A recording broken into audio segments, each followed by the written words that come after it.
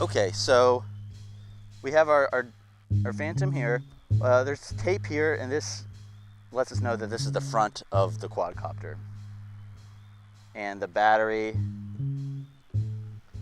is right here. So first what we want to do is power up our remote. Make sure these switches on your top left and right are up all the way. Now we're going to turn our battery on. We push this button right here. We're going to do one time and then hold it in for 2 seconds and you'll hear it start to beep. I didn't do it right, so.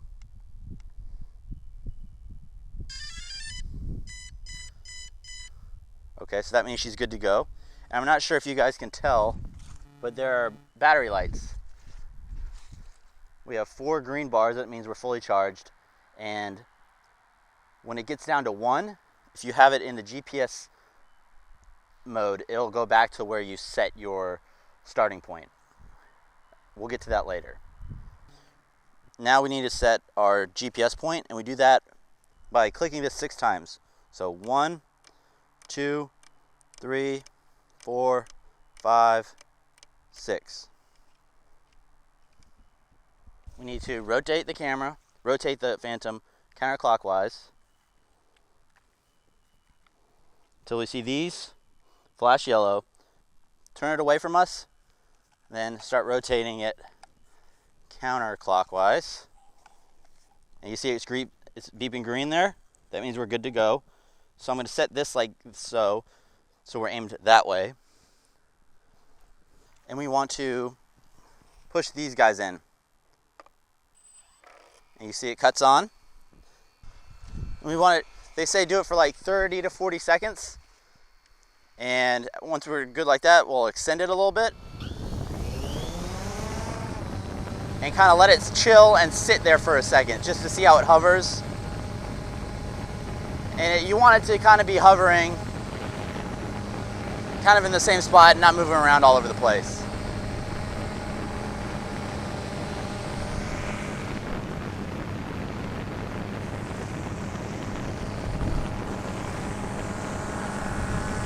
Now what's really cool about this is it's super smooth. And I find that the best shots are when you just kind of go one way, you don't try to move it too much. Tracking shots, just kind of keep it going along the same line.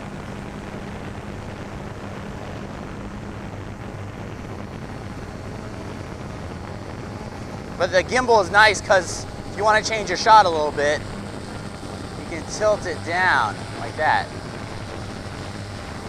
Tilt up. But I wish it was a little smoother. But I do find that the best shots are when you start low, you come out and up. You try to incorporate 2 different moves, but not moves that are turning left and right. You're going up, you're going out and up, or down and forward, or down and back. So let me show you kind of a shot. Let me rotate it here a little bit. And also when it's pointed down a little bit, I think you get a nice perspective of the ground as well. So I'm going to descend this a little bit.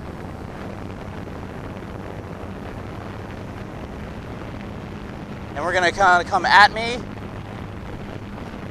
And we're going to extend.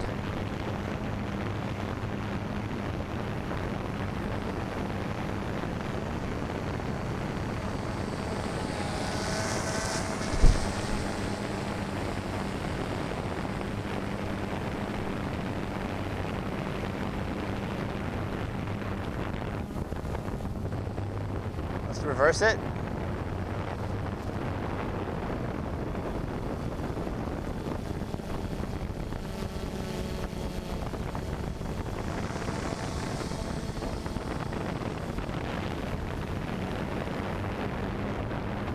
And when you can have things changing in the background, I think that's when you get the most dynamic shots. So I wouldn't recommend going too low. But going low does add a lot to the shot. As you can see, all these leaves start to change.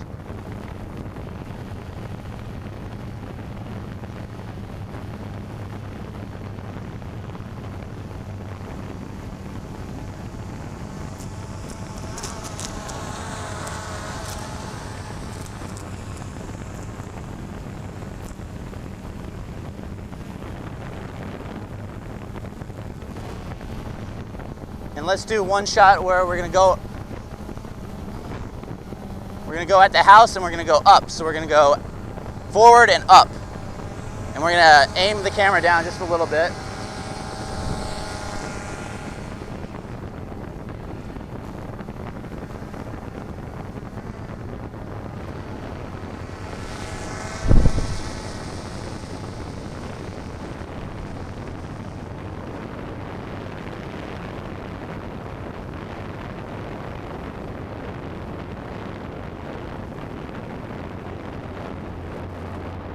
See? I think those create a little bit more dynamic moves.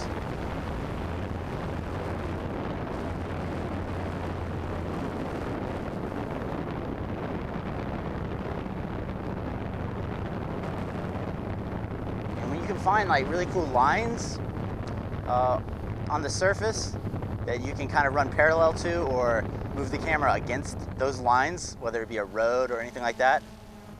And like going on streets, following streets from the top is kind of cool. So let me come back at me. So like I said, you can kind of keep it at an angle where you're coming not straight up, not straight down. You're kind of coming down and up, down and down, up and down. I think those get you the most dramatic shots. And I always really thought tracking shots would be really cool if done this way. Following people.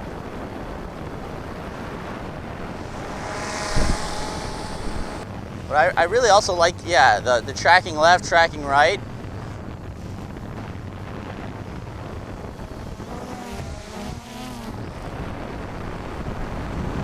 So that's the first test for it. And a lot of times we want to look to the back of our camera to see how many bars we have. I just checked it out. It says we have 3, but it's about to be 2. And when it's about to be 2, you need to keep it in a pretty close area where you're not under branches or anything, because I had this problem earlier where it went to 1 battery power and the GPS kicked in and sent it back to the location where I started from. I was under leaves and branches and it went straight up and then over and hit branches and crashed. So you just need to be mindful of that when you have because it doesn't give you any time. When it hits 1 bar of battery life, it's going to do that immediately, so you don't really know. So you just have to know when it gets down to 2 battery bars, you need to get it in a safe area. So like I said, this thing is really sweet. You know, obviously with the GoPro, you can only do so much because of the wide angle lens. So it just makes me even more curious about how a larger chopper that can hold HD SLRs and red cameras and everything like that, where you can really throw some serious lenses on it. I even want to get like a GoPro lens add-on to see what like a 50mm would look like. You would just have to get your focus right and kind of really really choose your shots, compositions, wisely. But this thing's really sweet. It's just a cool thing to have, and I'm a little jealous. I don't want to give this thing up, but it sure was fun while I had the time to do it in, So let's land this baby. So we're in a nice area right here. Flip the 2 switches and there we go.